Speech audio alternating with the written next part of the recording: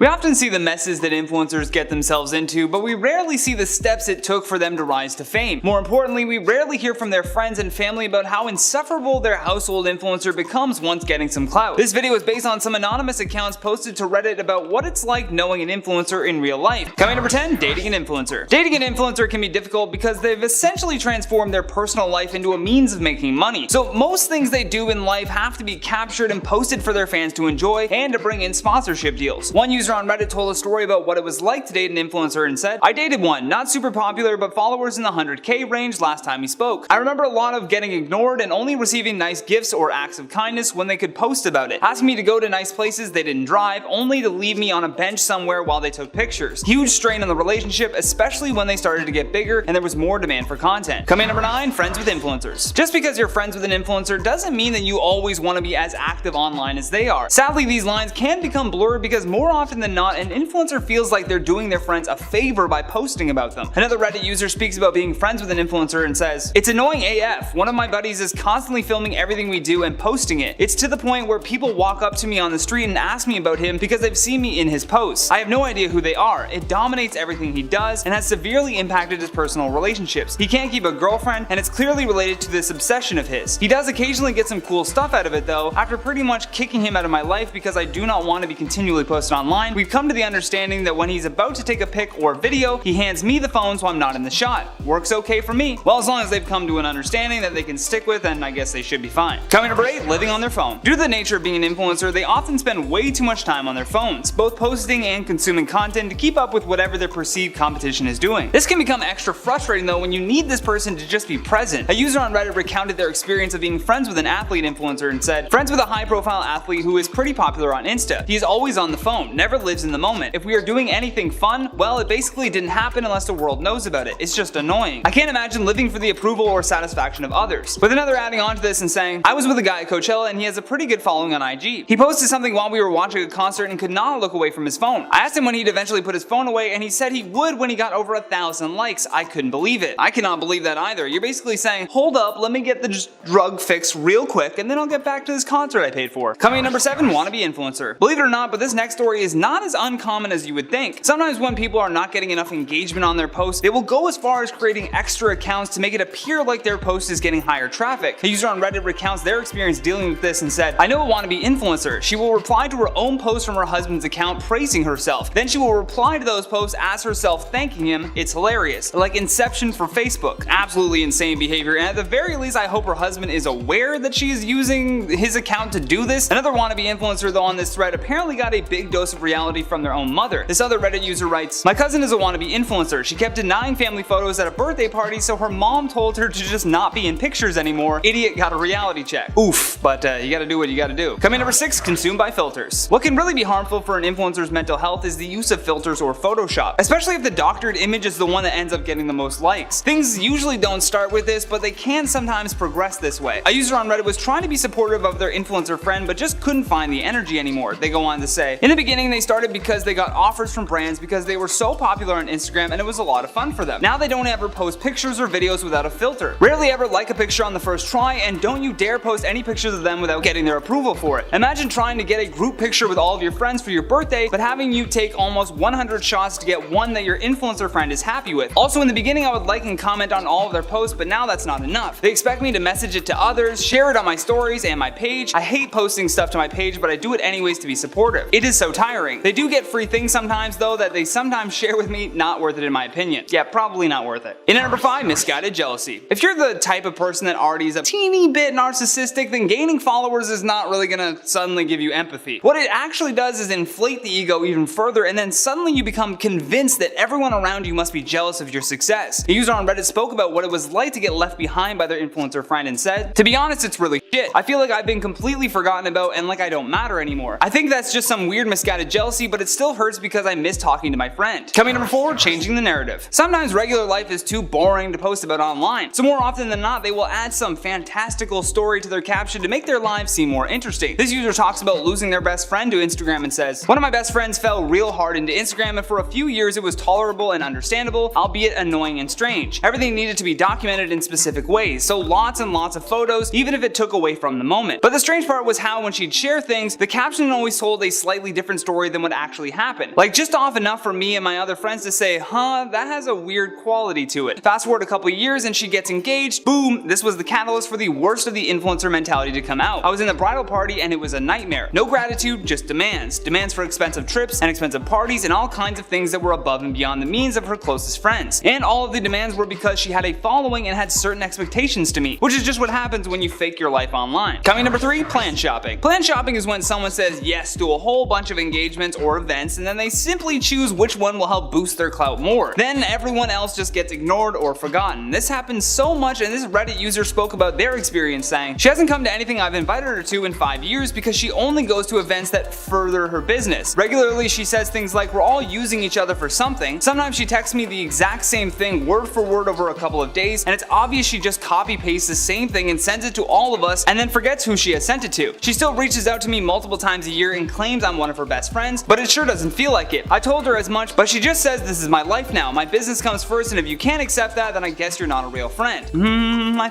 thinking it's the other way around. Coming number 2, the influencer trap. When you begin to give up other endeavors and chase a life of being an influencer, you can often find yourself getting trapped. Similar to the server trap, the monetary benefits seem too great to give up, and most likely if they switch careers now, their bank accounts will take a hit. This user on Reddit explains how this happened to her cousin and says, my cousin is a moderately successful Instagram model and she absolutely hates it. She hates her fans, finds them all cringy and pathetic, hates the drama and how PC it all is. In real life, she's very conservative / traditional. Only does it because it's the only way she can make money. She dropped out of school and endorsing products and taking pictures of herself is the only way she knows how to pay rent. In real life, she's basically the complete opposite of the happy, bubbly, ditzy girl she plays online, and we often laugh over some of the messages she receives, including proposals and women angry that their sons / husbands are following her. I'm sure a ton of women get that. Last but certainly not least, our number 1 spot, be passionate. I thought I would end this list on a bit of a happier note because most of these stories are quite destitute. If you want to be an influencer and you don't want to burn out, the biggest secret is that you have to be passionate about what you do. You have to truly love it and not let the opinions of others or money for certain things pull you away from why you started it all. So to leave us off, here's one last positive story about an influencer's life behind the scenes. This Reddit user says, my sister is an influencer and honestly it hasn't changed her. Most people don't change if they're truly passionate for something. Most of the time they're just happier. For my sister it was makeup and now she's really happy. Those who change aren't doing something because it's what they want anymore, it's what the consumer wants. So just remember this, don't let anyone change who you are. And I couldn't agree more. In the age of social media influencers, it's pretty easy to make people believe that you have the perfect life when you don't. We all open our Instagram accounts and see these highlight reels of people who seem like they're much happier than we are. They've got nicer clothes, they've got beautiful apartments, they travel all the time, they've got cuter boyfriends than you. But did you ever maybe think that maybe what you're seeing on social media is nothing more than a highlight reel? Well, it is. And someone you follow because you're jealous of them might actually be pretending to be someone that they're not, including me. I'm a total fraud, guys. Chinese influencer Lisa Li is a microblogger and online celebrity with 1.1 million followers on Weibo, and she regularly posts about her lavish lifestyle. Her Weibo account is basically a compilation of her seemingly wonderful life. She's beautiful, she's got a wardrobe that would make most women envious, she travels and goes to incredible parties, but it turns out that Lisa's living a double life. Lisa Li recently moved out of her apartment and she owed her landlord 3,000 yuan, or around $500 in unpaid utility bills. Her landlord's name is Mrs. Chen, and she contacted Lisa several times so that she could be paid the money she was owed. She had no success. But wait, it gets worse. When Mrs. Chen went into Lisa's old flat after she moved out, she was horrified. And from the video footage, I can definitely see why. You know when you see a video or a picture and it's so gross you can literally smell how gross it is? Like I'm looking at this video and I'm like, yeah, that looks like it smells like a dumpster. Like a hot, filthy dumpster filled with diapers. Anyways, back to the story. Sorry, I got a little sidetracked there. Mrs. Chen was so disgusted by the state of her property that she decided to post a guided video of Lisa's flat in Xi'an, showing the world exactly what kind of life Lisa was really living. I mean, look at this. It's disgusting. There's dog poo, there's garbage, there's old food and grime absolutely everywhere. Definitely a stark contrast from the person Lisa appears to be online. Mrs. Chen claims that not even professional cleaners would clean Lisa's flat. She ended up having to contact the police about the damage Lisa did on her property as well as the bills she was owed. The video Mrs. Chen posted online was viewed millions of times and it even sparked its own trending hashtag. Oh, And then suddenly, Lisa Lee resurfaced again. Isn't that convenient? She said she wasn't reachable because she was on a business trip and she didn't want to leave her dog elsewhere. Right, so she left it alone in her apartment. No one walked it and it just pooped all over the floor. That's disgusting. Disgusting. Anyways, Lisa Lee came back into town with thousands of messages and comments, people telling her that she's a phony. There were 60,000 comments on her Weibo page about her old apartment, and many of her followers have unfollowed her after the apartment video went viral. Lisa did, however, make amends. She posted a video to her Weibo account that shows her publicly apologizing to her landlord and cleaning her apartment herself. Oh, what a good girl. She's sweeping up dog poo. Lisa said, I quote, "Complete responsibility lies with me on this incident." While I respect that Lisa had the balls to apologize to her landlord and clean the apartment herself, would she really have done that if her online reputation wasn't at stake? Something tells me that she wouldn't have. Influencer and TikToker Charli D'Amelio has just been accused of stealing photos from a photographer for her new book called Essentially Charli. The photographer is accusing her of taking them without his permission and making millions off his work. With over 123 million followers on TikTok, it's clear that Charli D'Amelio is one of the top creators on the platform, and she has not wasted any time putting that massive influence to use. She has done countless events, snagged her own drink at Dunkin' Donuts, and received major makeup collabs with Morphe, and now she has even put out her own book, all while she was filming her own reality TV show with her family for Hulu. Although her book is becoming a big target of criticism after a photographer named Jake Doolittle claimed that Charli had used his photos without his permission. In a series of since deleted tweets, Doolittle accused D'Amelio of making millions off of his work. In one tweet he says, "I can't think about anything but the millions you made off my photos." What's more confusing though is that Jake had actually worked previously with Charli, so it's not like she didn't know who he was and just stole a bunch of random pics off of Google. She fully knew who Jake was. She even tagged him for snapping a pic of her doing an aerial dance move. Now, due to Charli's insanely large fanbase, making an accusation like that means he's going to have some people calling him out. So to clear things up, Jake explained the situation further, saying, "I feel like people are misconstruing what I'm saying. Nobody asked to use my photos. I was never told the photos would be in the book. A credit in the book means nothing when they don't have your permission." Doolittle continued to shame Charli for taking his photos in more tweets, even attaching a pic of her with the book and saying, "Me when I never got paid for photos." Now, it's still unclear as to exactly why Jake had deleted all of those tweets, and Charli has yet to respond to these accusations, but I'm assuming she must have personally reached out, or at least I hope so. It could have also been that she was getting a lot of hate on these posts and just didn't want to deal with the influx of notifications blowing up his phone every 2 seconds. The book was released around the end of December in 2020, but the accusations are very new. It's possible that Jake, like he said, just didn't really see the book in time and now he's just deciding to come out for it, but then that would also make Charli look really bad for taking the photos for her book and not paying Jake, just kind of, I guess, waiting to see if he found out about it. On the other hand, it may not have been Charli at all who had a choice in what photos made it into the publication. It could have very well been someone completely different that handled this portion. This is also the problem with having so much going on in your life. It's easy to leave these decisions up to other people, but then if anything is wrong with it, the blame usually falls onto the creator and not the publisher or the person in charge of selecting the photos for the book. If I can backtrack for a bit though, Charli did tag Jake on the aerial dance move photo even further back. It's dated as December 9th, 2019, which means that he has probably been working with the TikTok star for a while now. His credibility at least checks out because if you go to his page, it's filled with photos of big influencers that were indeed taken by him, and most of them are behind the scenes. And there's even more shots of Charli from a shoot in New York City on his page that were also taken in 2019.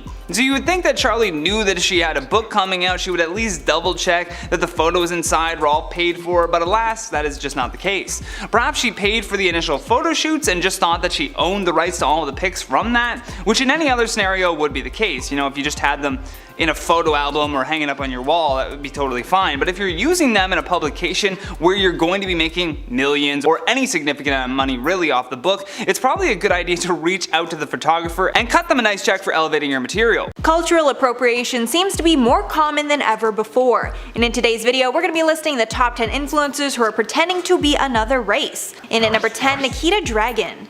Nikita Dragun has been accused of blackfishing since the beginning of her career, and it seems like she doesn't care to respond to the criticism anymore. She even tweeted out about the scandal, quote, "What race is Nikita gonna be today?" And the entire internet was pretty confused. The tweet was meant to be like a dig at her haters, but it just made her look really tone deaf. In regards to race, Nikita is half Asian and half Mexican, and she says her tanned skin is because she can get tanned very easily. In a follow-up tweet about race, she compared her skin tone in the winter versus the summer and how different it is just because of the sun. But the internet did not take this lightly and clapped back, showing pictures of her being two different races within the span of days. And at number 9, Ollie London. Ollie London, an influencer born in England, recently underwent 18 surgeries in an effort to change their ethnicity to Korean. Ollie has more than 800,000 followers combined on all of their platforms, and they claim to now, quote, identify as Korean.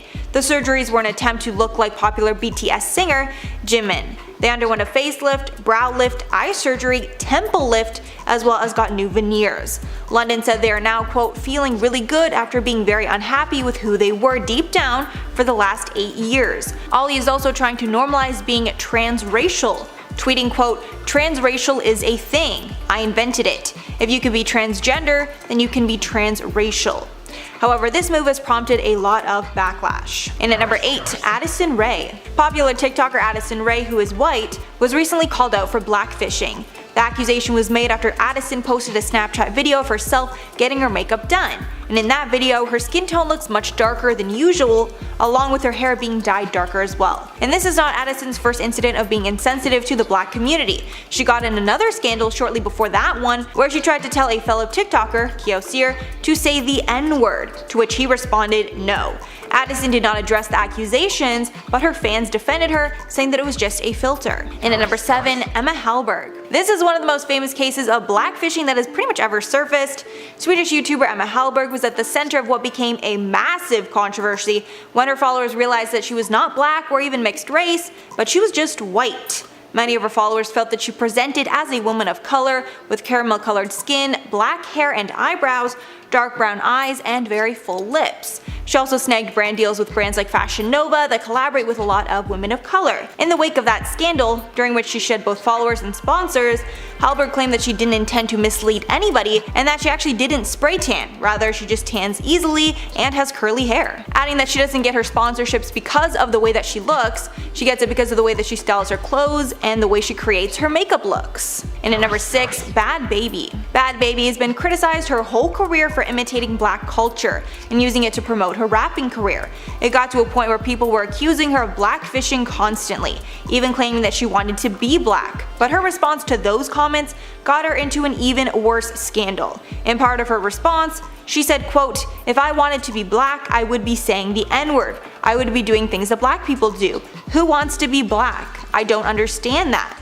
Obviously, people really confused and upset by her comments, specifically the ones asking who would ever want to be black. She tried to apologize and clarify her statements, but many on the internet had heard enough. And at number 5, Jaden Gambayan.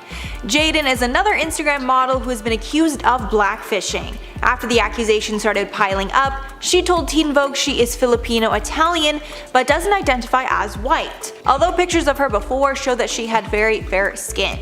The callouts against blackfishing got so bad at one point that she was even accused of doing straight up blackface after posting an image with extremely dark skin. She's also been called out for posting several Instagram photos wearing cornrows, which have since been deleted. She responded to all the backlash writing, quote, I understand why some black women would be upset by what I do with my hair. I don't think I can ever understand the depth and complexity of that pain, but I'm constantly working to grow my understanding. And at number 4, Ariana Grande. Ariana Grande has been in the spotlight for a long time, so it was very noticeable when her skin tone and accents changed with time.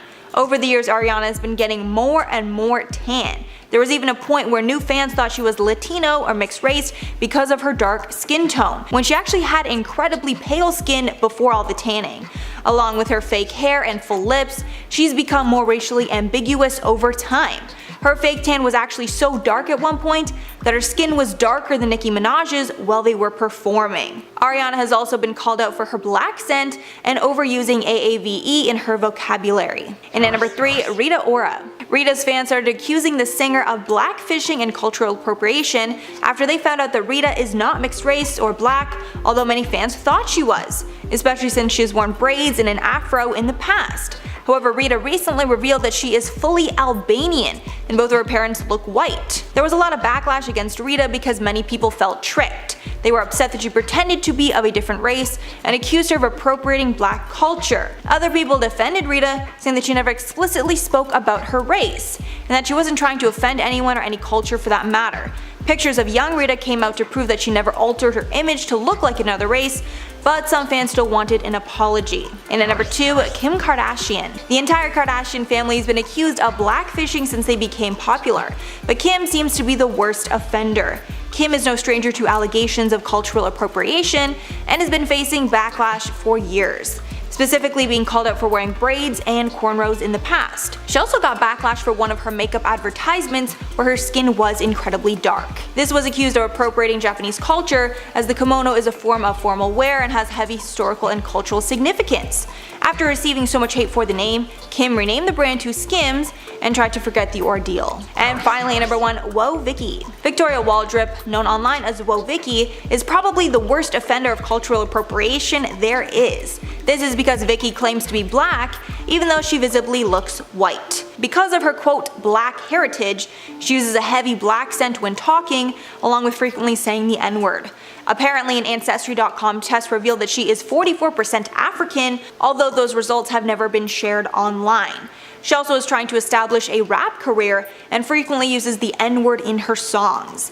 Vicky was also arrested once for trespassing and assaulting a police officer in North Carolina. Most people despise the fact that she is blatantly ripping off black culture, and she is constantly called out by those in the black community.